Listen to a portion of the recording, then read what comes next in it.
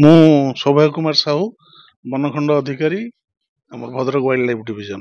Sir ଯୋଉ ସଚେତନତା କାର୍ଯ୍ୟକ୍ରମ କରାଯାଉଛି ପ୍ରଥମ ଥର ପାଇଁ କ'ଣ ସାର୍ ବନ୍ୟଜନ୍ତୁ ପାଇଁ ଆଗାମୀ ଦିନରେ ସଚେତନତା କାର୍ଯ୍ୟକ୍ରମ ମାଧ୍ୟମରେ ଆଗାମୀ ଦିନରେ ଲୋକମାନେ ସଚେତନ ହେବେ?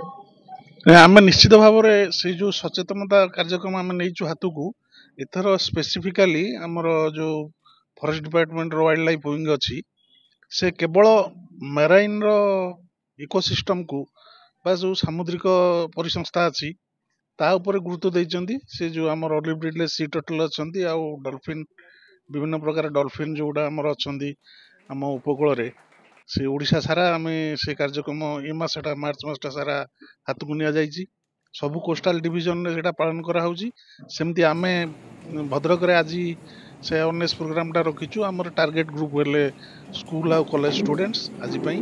ଏଥିରେ ପ୍ରାୟ 40ରୁ 50 ପିଲା, ତା ସହିତ ସେମାନଙ୍କର ଅଧ୍ୟାପକ ମାନେ ବି ଅଛନ୍ତି ଏବଂ ଆମର ବାହାରୁ ରିସୋର୍ସ ପର୍ସନ୍ସ ମଧ୍ୟ ଆସିଛନ୍ତି ଏଥିରେ ଯୋଗ ଦେଇ ପିଲାମାନଙ୍କୁ ଭଲ ଭାବରେ କେମିତି ମାରାଇନ୍ ଇକୋସିଷ୍ଟମର କେମିତି ରଖିହବ, ବାଲାନ୍ସ ରଖିହବ ସେ ବାବଦରେ ବୁଝେଇବେ ଏବଂ କେମିତି ଆମର ଏଇ ଯୋଉ ଅଲିଭ୍ ରିଡଲେ ଆଉ ଡଲଫିନଙ୍କର କେମିତି ଆମେ କନଜରଭେସନ କରିପାରିବା ଏବଂ ଲୋକମାନଙ୍କ ପାଖରେ ସେଇ ଯୋଉ ବାର୍ତ୍ତାଟାକୁ ପହଞ୍ଚେଇ ପାରିବା ଏବଂ ସମାଜର ସବୁ ସ୍ତରରେ ଆମେ ଯେମିତି ସଚେତନତା ଭରିଦେବା, ଯାହାଦ୍ୱାରା କି ଆମର ଏଇ ଯୋଉ ରେୟାର ଆନିମଲ୍ସ ଏମାନଙ୍କର ବଂଶ ସୁରକ୍ଷିତ ରହିପାରିବ, ସେ ବାବଦରେ ଆମର ଏ କାର୍ଯ୍ୟକ୍ରମ ଆଜି ହାତକୁ ନିଆଯାଇଛି। Thank you sir.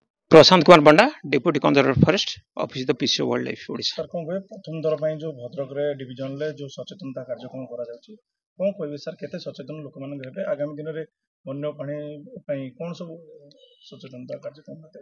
देखो बर्तमान आम मेनली मराइन इकोसिस्टम उपर ए वर्ष फोकस करूँ, जोटा आम ऑलिव रिडले टर्टल आउ डॉल्फिन एमानकर पॉपुलेशन जो रेट रे बढ़ुची एवं आमर इकोसिस्टम मेराइन इकोसिस्टम जो रेट रे प्रति थ्रेट आसी सेटा को आम हैंडल करने केवल फॉरेस्ट डिपार्टमेंट तार एंडेवर रे पारिबनी, तेणु ता सहित आम local people, local fisherman community, student, college student, school students, NGO आउ आमर इलेक्ट्रोनिक्स प्रिंट मीडिया बंधु मान आम एकाठी करूँ एवं थ्रू आम गोटे क्लीयर कट मेसेज दबाक चाहूँ जे ये इकोसिस्टम ये जो ऑलिव रिडले टर्टल एवं डॉल्फिन तांकर प्रोटेक्शन निहाती आवश्यक एवं से रहिले ही आमर मेराइन इकोसिस्टम परफेक्ट हम एवं जो ओशन बा मेराइन इकोसिस्टम आम जो लाभ पाऊँ से लाभटा इन परपेचुइटी बा सबुदिन आम पाइपर।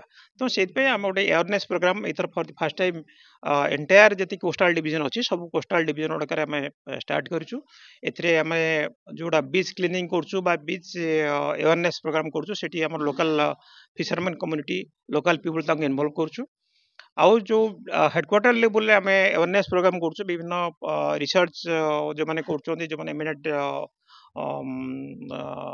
साइंटिस्ट से इनवाइट करूँ एवं से माने college student, school student, NGOs and आमर अदर स्टेक होल्डर मानक से डॉल्फिन एवं टर्टल बाबद से लिविंग स्टाइल से कौन कौन चैलेंजेस से फेस कर प्रोटेक्शन कौन कौन स्टेप आवश्यक डिटेल्स बुझाते आम आशा करूँ এটা डेफिनेटली इन फ्यूचर रे हमको सपोर्ट करिवो।